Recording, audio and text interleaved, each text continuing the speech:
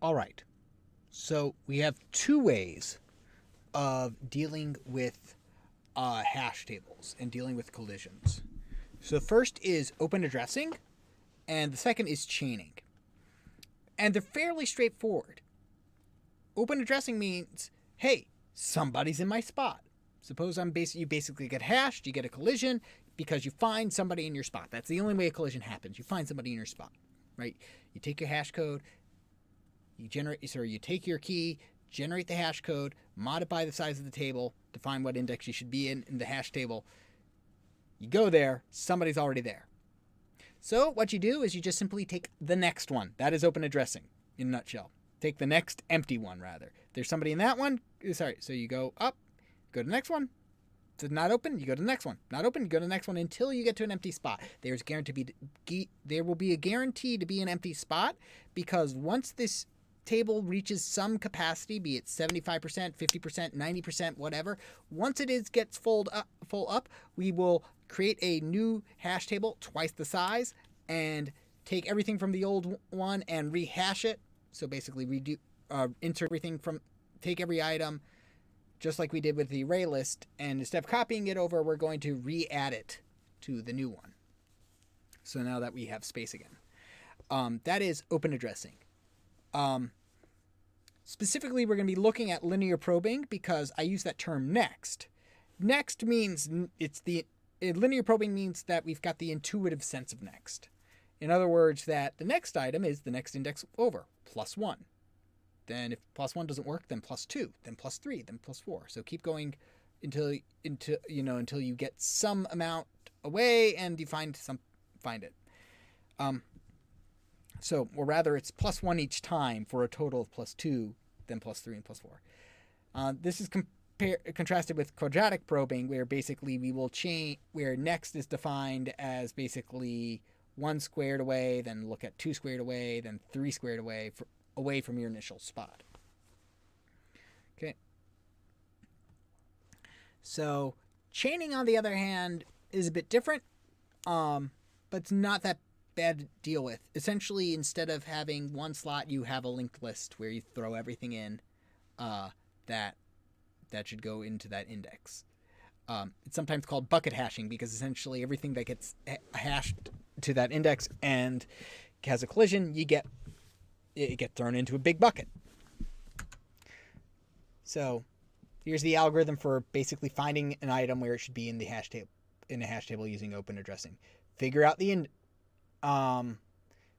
index that you're supposed to go by using the hash code, modify the table length. If it's not null, it's not in the table. Otherwise, if it's equal to the item, congratulations, you've already found it. And then otherwise, keep looking for it until you increment the index or until you find a null. Because it's a hash, it's a table index and you might go past the end, you should probably wrap it around using a modular.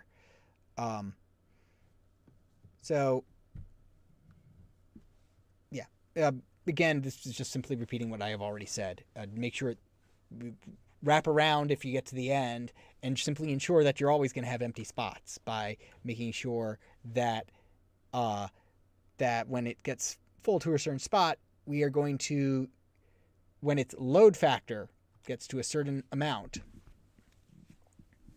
then or in other words, the percentage it's full gets to a certain amount, we are going to double the size. So let's take a look at this with Tom, Dick, Harry, Sam, and Pete. So we insert Tom, then Dick goes next, right? So notice what's going on here. So what we've got is that basically we put in we put in Tom, then this one. So insert Tom. Tom goes to index 4. Tom goes to index 4. Dick goes to index 4, but it's already taken. So we go to the next spot, which is wrapped around. Harry will go to index 3. Sam is going to go to index 4, which is taken. So go to the next one. 0 is taken. So go to the next one, which is 1.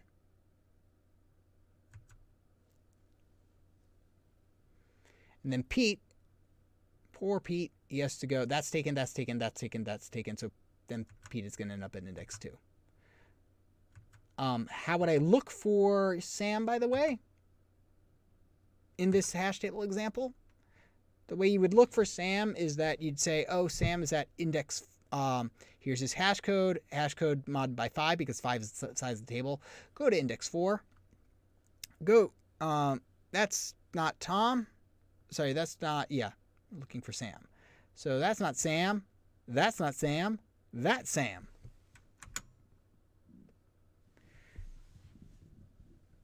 Right?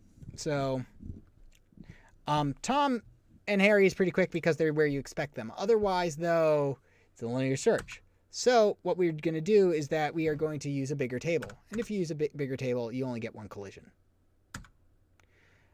And one collision's fine.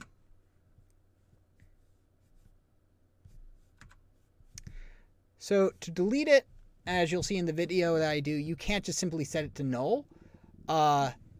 Because what we need to do is if we search for an item that, and I'll show you, and I do this much more explicitly in the video, showing you basically that we get some bad information just by setting something to null by deleting it. Instead, you have to mark it as deleted, so that you can know that something was there and there may be things that had collisions with it and therefore are behind it. I go into more detail about that in the coding video.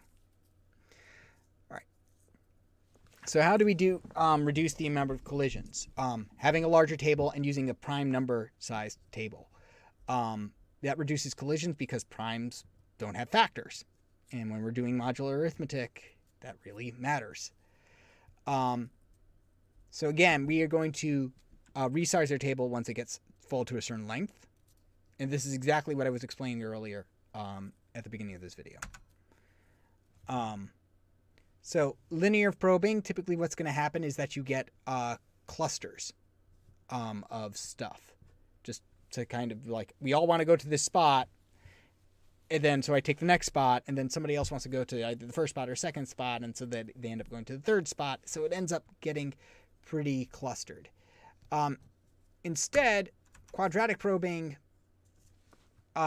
which says, what we're going to do is we're going to use this calculation instead to figure out where I want to put it.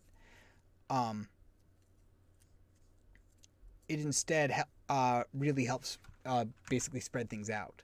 Disadvantage of using quadratic probing, and I'm just going to use linear probing for our code, is that you have to do a bit more of a time-consuming operation. You have a multiplication operation and a modulo operation and an addition operation, rather than just an addition operation and modulo.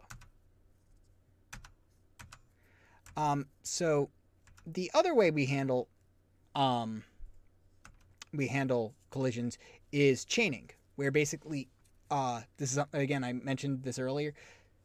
What we do is that we basically create a bucket in each index. So everything that would get hashed to that index gets into this area. It gets put into this linked list. And then to find something at a certain index, you just simply traverse that linked list. The amount of time it takes seems like it would be O of n. But what you're going to do is that you're going to guarantee that the linked list is no more than a certain length of no more than some certain length.